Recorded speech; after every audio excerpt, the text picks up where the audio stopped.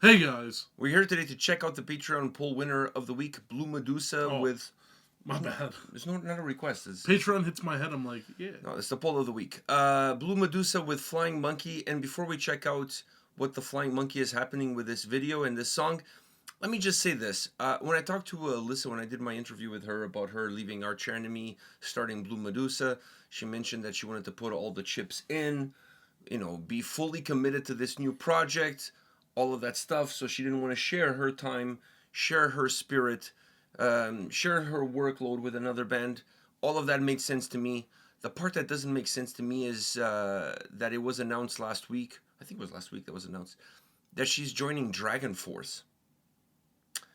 All right, so let's assess this. If you don't have time for Arch Enemy because you want to concentrate on Blue Medusa, how the fuck are you going to have time for Dragon Force? I was going to say Dragon Force, I think there's maybe not on making new music, but like... I just don't know. I feel like something is not right here. You know what I mean? Yeah. The curtains are not matching the drapes. I don't know. Just something is off with this whole story. I think we've been played. Just putting it out there. All right. Anyways. I was going to say something, but I feel like it would be too personal to some people, so let me not say it. Yeah, I just leave it as that. But anyhow, let's check out this new song, this new video. You ready? Yeah. But you have to admit, it's kind of strange. Oh, very strange. All right.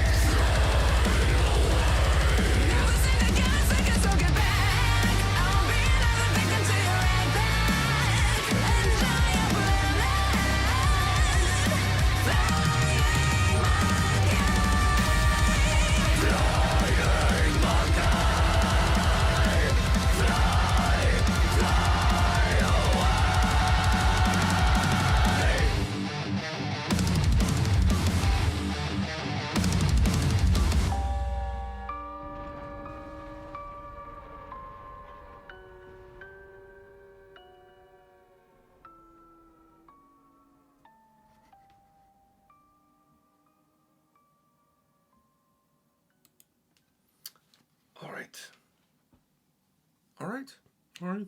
What do you think? I fuck with it.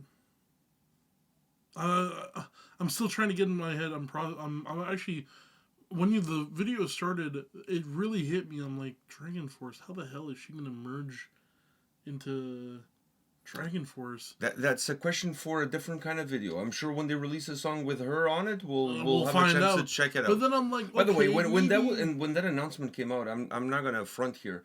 I checked the calendar to make sure it wasn't April 1st. because it I does honestly sound like an April Fool's prank. yeah, like I was like, what the fuck? You know, this stuff is within not the same very parallel realms of what. By the way, sorry to interrupt you. It would have made more sense if the announcement was her joining, for example, Camelot for a tour run, because she has done songs with Camelot, and Camelot always has a female singer with harsh vocals on. So something like that to me, if that was the announcement, like, oh, we're gonna, because Camelot is doing a North American tour, right? The last North American tour, Melissa Bonney was the singer. The one before that one was the current singer of Arch Enemy, actually. So that to me would have made sense. It would have been like no shock, no surprise whatsoever.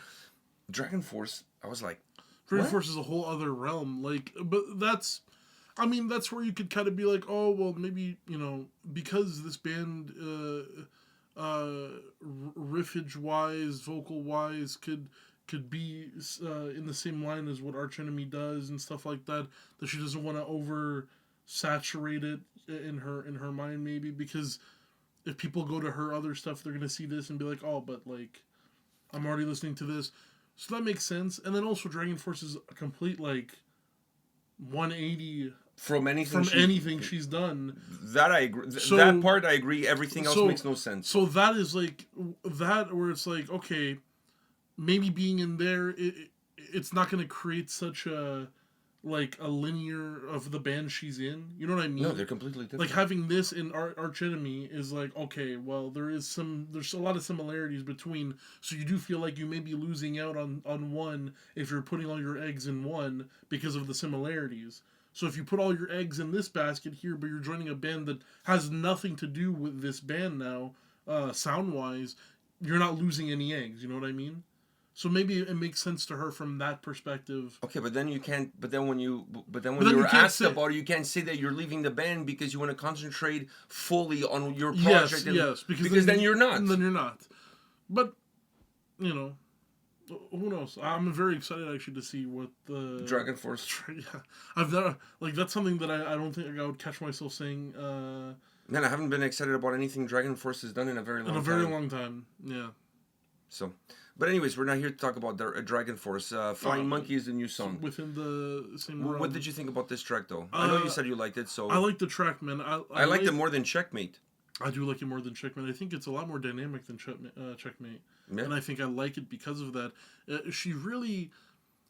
It's the song is like the formula of the song is done in such a cool way where it's kind of proggy at times. In the switch ups, but I like it because it also has metalcore elements. A lot of metalcore elements too, which I think that plays into the progginess because it allows when it switches from the harsh vocals to her more cleaner vocals, or the sound switches. Also, these switches happen, but they're not like, you know, it's not flashbanging you every time where you're kind of stunned. You're moving quite fluidly through it, and I really enjoy it. I mean, I really like the use of her clean vocals in this song a lot more because of how much is used and how they're used. I really like that. Checkmate was a great song as a first single, as the first exposure to what Blue Medusa is gonna be like.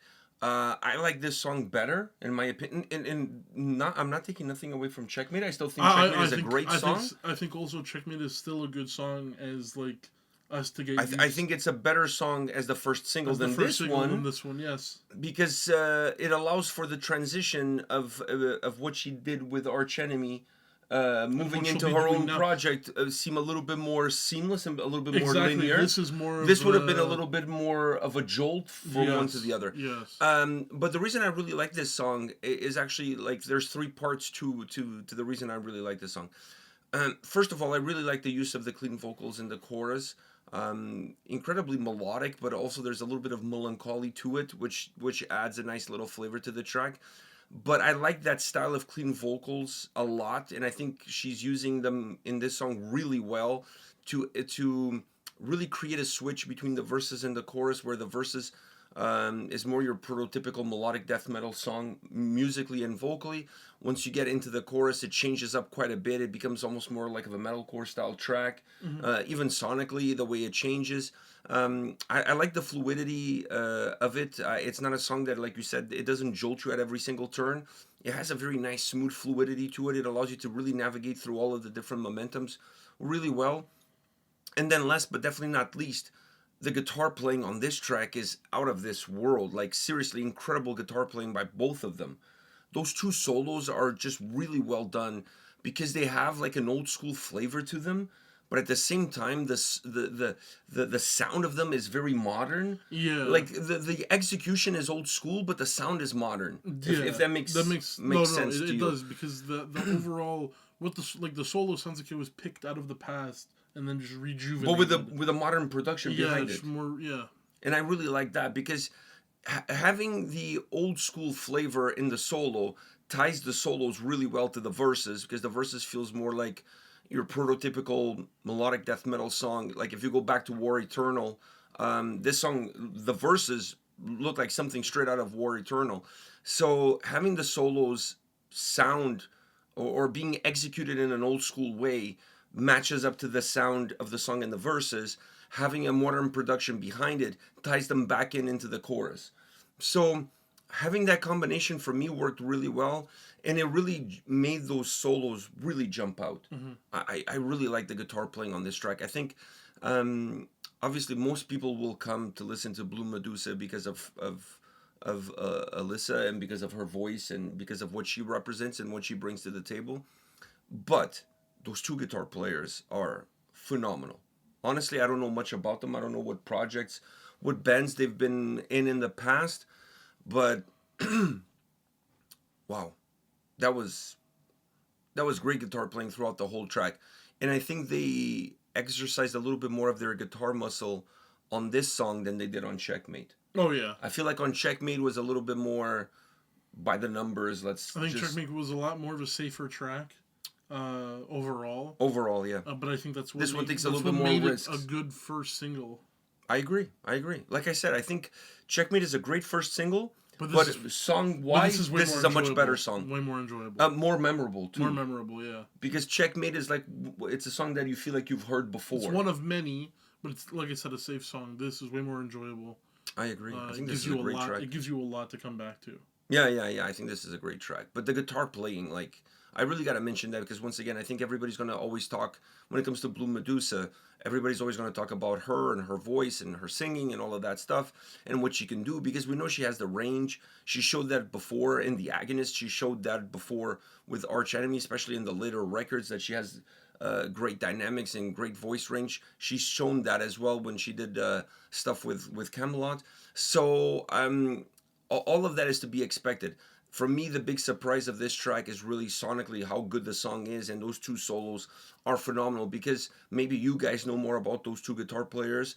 I honestly, I don't know much about them at all, besides the fact that they're in this band. And I'm totally blown away by the quality of both of them. Like, just incredible, like really good guitar playing, like really good top-notch guitar playing as far as this song is concerned, and those solos were excellent. Yeah. All right. Now we shall wait for... I was going to say something new from Blue Medusa, but now I'm kind of intrigued with Dragon Force. I'm very intrigued with Dragon Force. Can we get some Dragon Force? Let's put that one on. Can you guys release something? I don't know. Just curious to see how that's going to work. It better be good, too. Yeah, but I don't know, man. I feel like Dragon Force... Obviously, they don't take themselves seriously. Like, I'm not saying they're a joke, but I'm saying, like... They're very laid back. Yeah. In their live show and everything that they do, they just seem like fun party guys. Like, they just want to have a good time. I don't see her in that same. Me neither. It's I'm like not. two worlds. I'm not saying she's anal or she's like a tight ass or anything like that. I don't know her personally, so she could be the life of the party for all that I know. I just I don't know, but she doesn't portray that kind of an image. That's all I'm saying. It's like two worlds colliding. I know.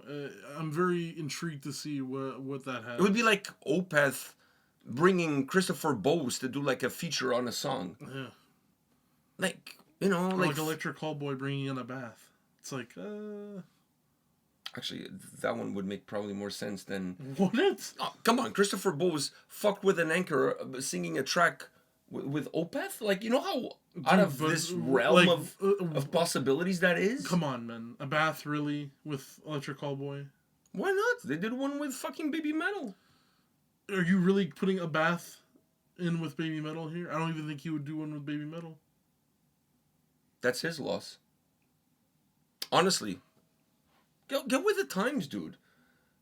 Did you think you were going to see a fucking collaboration with Nickelback when we did that one? Oh, with, yeah. No, I never thought. See? Don Bracco and Nickelback? Yeah, I know. Fuck. Or the dude from The Chemical Romance in Frozen Soul? That was also one I never thought I'd see. What I'm saying to you is that there's insane collabs out there. Yeah. Lately, there's been insane collabs. But I always feel like with all of those collabs is when you start to peel the layers, you kind of find out more about how they came about, and then everything kind of makes sense. So it's not out of the realm of possibility a Bath to release a song with feature on us. I don't think it is. It would be interesting. At the very least, would be interesting. It would be very interesting. You know? Now, a Bath in Nanowar of Steel. Norwegian Reggaeton Part 2. I think that's more likely. I think that would be balls, man. That'd be a little bit more likely. That would be balls. I think that would be amazing. All right, guys. Anyways, hit us up in the comment section. Let us know your thoughts about Dragon Force, new singer, and this single, and everything else that's happening out there. Just hit us up in those comments, and we'll see you all at the next video. See ya.